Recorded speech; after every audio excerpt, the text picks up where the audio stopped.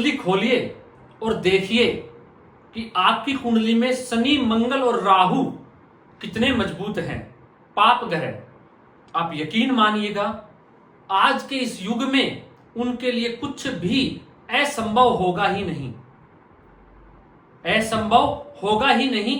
ये कलयुग बना ही ऐसे जातकों के लिए है।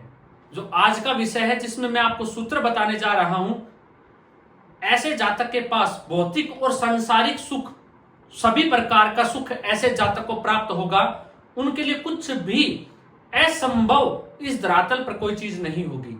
मान लीजिए उनको थोड़े से जीवन में परेशानी और कठिनाइयां देखनी पड़ सकती है, क्योंकि पाप ग्रह की बात हो रही है यहाँ पे, लेकिन ऐसे जातक सफल अपने जीवन में अवश्य होते हैं और उनके लिए कुछ भी कर गुजरना आज के हिसाब से असंभव नहीं है। जो जातक, जो व्यक्ति पीएम तक पहुंचने में कई वर्ष लगा दे या कई साल उनके बीत जाए, जिनकी कुंडली में ये योग हैं, ऐसा व्यक्ति अपने चुटकियों में, अपने जुगाड़ से, अपने दिमाग से, क्योंकि उनकी बुद्धि इतनी तेज काम करती है कि वो तुरंत कुछ ही महीनों में या कुछ ही दिनों में पीएम तक पहुंचने की भी वो रखता है, पावर रखता है, अपने दिमाग, अपने जुगाड़ से। तो जो मैं आपको समझाना चाह रहा हूं, वो आज का सूत्र ये कहता है, जिसकी कुंडली में ये योग है, वो सारे साम दाम दंड भेद सब कुछ आजमाना जानता है, अपने काम निकालने में, अपने काम करने में, अपनी बुद्धिमत्ता से। तो जानते हैं पहले सूत्र को।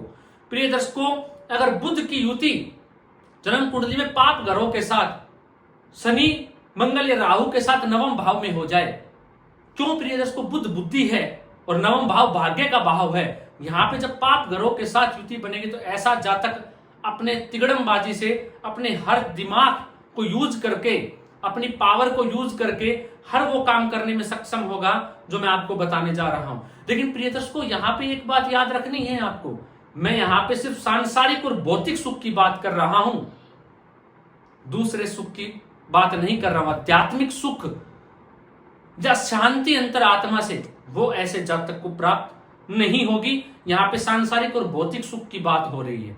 वही प्रिय दर्शकों, दूसरा सूत्र कहता है, जन्म कुंडली के अंदर अगर मंगल ग्रह तीसरे घर में जाके बैठ जाए, मंगल ग्रह तीसरे घर में जाके बैठ जाए और मंगल के ऊपर शनि राहु की दृष्टि पड़ जाए, तो भी ऐसा जातक के पास हर वो चीज संभव होगी जो वो पाना चाहता है। अपनी बुद्धिमत्ता के, अपने पराक्रम, अपने साहस, अपने जोश के जरिए वो सब पालेगा जो उसे आज इस संसार में चाहिए। लेकिन दूसरी बात, वो नहीं पा पाएगा जो मैंने आपको बताई, बाकी उसके पास सब होगा। तीसरा सूत्र कहता है प्रिय दर्शकों, अगर कुंडली के अंदर नवम भाव का स्वामी, नवम भाव का स्वामी और पंचम भाव का स्वामी कुंडली के अंदर षष्ठ भाव में जाके बैठ जाए, नवम भाव का स्वामी और पंचम भाव का स्वामी कुंडली के षष्ठ भाव में बैठ जाए। आप जानते हैं नवम भाव का स्वामी जब भी षष्ठ में बैठता है, मैंने अपने अनेकों कार्यक्रम में यह बात बताई है कि ऐसे जातक को अपने जीवन में रिस्क लेते रहना चाहिए, अपने काम को बदलते रहना चाहिए, तभी ऐसा जातक जीवन में सक्सेस पा सकता है।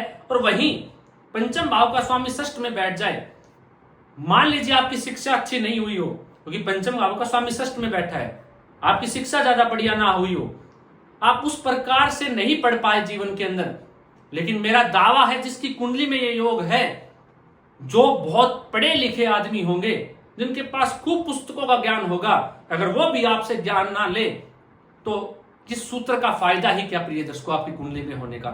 वो जातक भी आपसे ज्ञान लेंगे जो खूब पढ़े लिखे होंगे, जिनकी कुंडली के अंदर पंचम भाव का स्वामी और नवम भाव का स्वामी की युति षष्ठ भाव में बैठी हुई है। इस तरीके से ऐसे जातक का दिमाग काम करेगा कि अपने हर काम निकालने में सक्सेस होगा, महारथी होगा जीवन के अंदर। वही प्रिय दर्शकों, अगला सूत्र कहता है कि जन्म कुंडली के अंदर तीसरे भाव में कोई पाप ग्रह बैठ जाए और पंचम भाव में पाप ग्रह बैठ जाए, तो भी ऐसा जातक अपने वो हर काम निकालने में माहिर होगा। जैसे कि प्रिय दर्शकों, आप कई बार देखते होंगे कि आपको किसी बड़े अधिकारी से मिलना है और आपको मिलते मिलते काफी टाइम मिलता चला जाता है कि आज नहीं है, कल मिलेंगे, इस दिन मिलना है।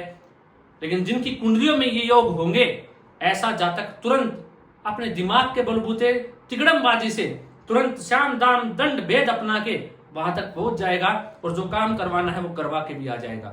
वहीं प्रिय दर्शकों, अगला सूत्र कहता है कि अगर दसम भाव का स्वामी जन्म कुंडली का दसम भाव का स्वामी, आपको ये सूत्र प्रिय दर्शकों लगन में नहीं, नवमांश कुंडली में भी देखने हैं। लगन के साथ साथ नवमांश कुंडली के अंदर भी देखने हैं। तो क्या कहा, अगर आपकी कुंडली में दसम भाव का स्वामी पंचम भाव में आ जाए तो भी ये सूत्र उस जातक की कुंडली में लागू हो जाएगा, जो मैं आपको बता रहा हूं।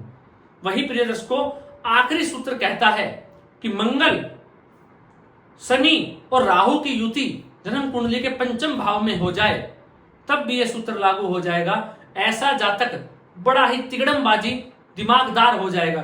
मान लीजिए आखिरी सूत्र पे आते हैं प्रिय दर्शकों, मंगल, शनि और राहु की अगर युति पंचम भाव में हो गई, मान लीजिए ऐसे जो जातक होंगे उनकी संतान ही उनकी लंका लगा देगी। मैं जो कह रहा हूं उसको ध्यान से सुनिए। उनकी जो संतान होगी वो ही उनकी लंका लगा देगी या उनकी ऐसी तैसी कर देगी, उनको उस कदर परेशान कर देगी, उस लेवल पे ले आएगी जो उन्होंने कभी सोचा भी नहीं था। हो सकता है उसके ग्रस्त जीवन सुखी ना हो, उसके ग्रस्त जीवन में तनाव और परेशानियां हो, दिखते हो। प्रिय दर्शकों, मैं सही कह रहा हूं, आप सही सुन रहे हैं। मंगल, शनि, राहु जो मैंने कहा संतान के ऊपर और जो पत्नी के ऊपर, लेकिन ऐसे जातक के पास वो हर चीज होगी जो उसे आज इस संसार में भौतिक सुख और सांसारिक जीवन जीने के लिए चाहिए।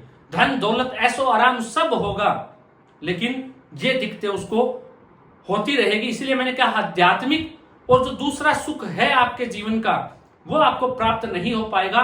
वही प्रिय दर्शकों, इससे पहले वाला सूत्र ले लीजिए जो मैंने आपको बताया, तीसरे घर में कोई पाप ग्रह हो, पंचम भाव में कोई पाप ग्रह हो तो क्या होगा, पाप कर्तृ योग में फंस गया। चतुर्थ भाव पाप कर्तृ योग में आ गया, जिसके कारण चौथा भाव किसका है, सुख का है। हो सकता है ऐसे जातक के पास बहुत बड़ी संख्या में नौकर चाकर, बंगला, गाड़ी, वाहन, कई मकान का सुख हो, लेकिन सुख नहीं होगा। वो चार दीवारी का मकान तो उसको मिल सकता है, लेकिन उस घर में उसको सुख नहीं होगा, वो संतुष्ट नहीं हो पाएगा अपने जीवन काल के अंदर। तो प्रिय दर्शकों, हबी की हबी अपनी कुंडली खोलिए और ये सूत्र आप लगन और नवमांश दोनों कुंडलियों में मिला के देख लीजिए जो मैंने आपको बताई है। अगर इनमें से एक भी योग आपकी कुंडली में है तो आपके लिए इस संसार में कुछ भी अलव्य नहीं है जो आप नहीं पा सकते। आप जो चाहें वो इस संसार के अंदर आप अर्जित कर सकते हैं, पा सकते हैं। भौतिक और संसारिक सुख की कोई कमी नहीं रहेगी आपके पास। हो सकता है आपको थोड़ा मिलने में देरी हो जाए, लेकिन मिलके आपको अवश्य रहेगा।